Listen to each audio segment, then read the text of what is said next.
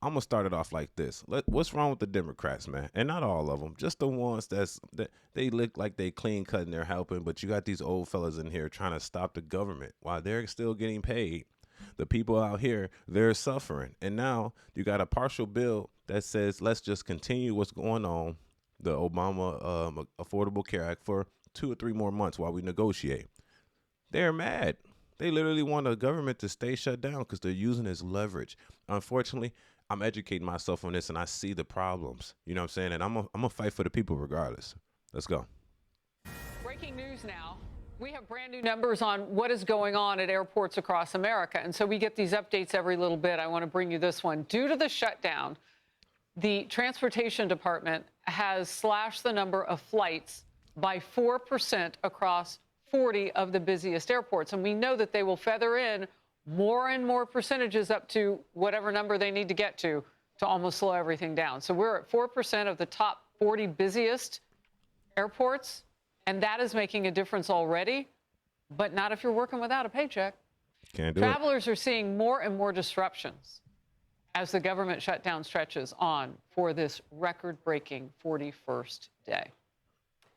The latest numbers from FlightWare.com, more than 3,400 flights delayed today already, 1,700 canceled. So that's an uptick from just the beginning of this hour. Oh, shit. Because there is already a snowball effect when that happens, we expect to see those numbers rise quickly now and throughout the day. We'll keep you posted. Damn. We got 400. Well, we are not sure exactly why they waited so long. I would hate my homie but it work at the appears airport. 8 senators chose suffering Americans over their own political futures. It ain't no work. The 8 Democrats But he worked for a third bucked party. their own party leaders to advance a new bill to fund the government. Step 1 in reopening.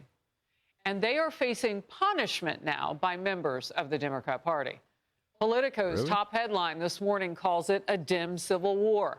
Quote, the Senate moved forward with a procedural vote that should mean this record-breaking crisis is finally coming to an end. What replaces it is the eruption of an ugly Democrat civil war as the party rips itself to shreds for dealing across the aisle. End of quote. Senator Bernie Sanders. 8 Democrats voted with the Republicans to allow them to go forward on this continuing resolution. And to my mind, this was a very, very bad vote.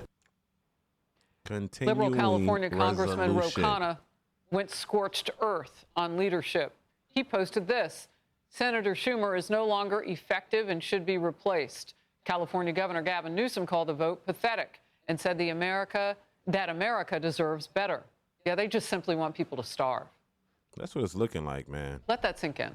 For real. But when it comes to the direction of the Democrat Party, it seems to be headed in one direction, really far left. Self-destruction. I want to pause this right here because, man, I'm gonna be honest. I used to hate this show. I swear to God, I used to be a demo. You know, and I voted Republican last election, but I'm actually right-centered. And the thing is, I used to hate this channel. I used to hate Fox. Fox used to be the worst channel to me, bro. It used to give me headaches and migraines because I was a part of that agenda of the vice versa. But then I got a little older, got a little wiser, and I understand that a person that's no longer on government subsidies at all, how much this shit actually costs. I'm one that has to pay actually full price from the for the Affordable Care Act because I make a certain amount. Anybody that usually make under like $54,000 a year has to pay full price for these medical benefits that other people under don't. So, you know what I'm saying? Certain people are suffering more than other people, let's just say. But at the end of the day, these people know what they're doing. It's like, bro, it's open enrollment. These people about to suffer while y'all still getting paychecks making $200,000 a year. You got my people. I still got a lot of friends and family that are Democrats, and I understand. I'm not trying to convince them, but I'm trying to tell them that the people that is representing you will let you starve. The people that are representing you have not your best interest at heart. They have their own agendas. They're not even talking to the youth to ask them what they really want. And then you can tell by the proof. So we're voting in these people because we're told to vote Democrat. And that's how I had to get off of it. Because I'm like, wait, why are we voting these people if they're not helping us? You know what I'm saying? I expected Obama to do something for black people, bro. Nothing happened. HBCUs, bro, what does that really do for us, for real? You know what I'm saying? Are you making certain legal boundaries off? Are you doing prison reform? You know what I'm saying? No, there weren't. So it's like, I'm voting you in for that reason because you're a black man. And I'm hoping that you're going to reach back and grab me up. Instead, you look me in the eyes like Mufasa and throw a nigga over the, like Scar did Mufasa, and throw you over the, you know what I'm saying? On some Lion King shit. And after I knew that, I was like, nah, I'm only working for the agenda of my family only. You know what I'm saying? And the people that want to be woken up, and all the other people that are like sleeping, then y'all can stay asleep, because I can't allow my family to suffer because of the fact that we allow the government to feed us. They put you in a cycle. Man, y'all better go back in history and understand it. And I'm speaking from a person of a perspective that actually came from that. I was raised with EBT, Section 8, Medicaid. You know what I'm saying? And I understand the pitfall. And this is why some women, they'll approach a man and be like, man, if you can't pay for my housing, my insurance, and my food, then I don't need you, because I got the government doing it for me. Y'all got to understand how it's working. The government's like, man, let's keep this agenda while they're under the table trading just to keep that money. They laundering money, bro. Look at the bills. The money is there. I like transparency, definitely with the government. J. Cole used to say this in a song. He wanted people to be transparent. They're taking our money and not telling us where it's going. We need to know. And then you'll understand who you're voting for.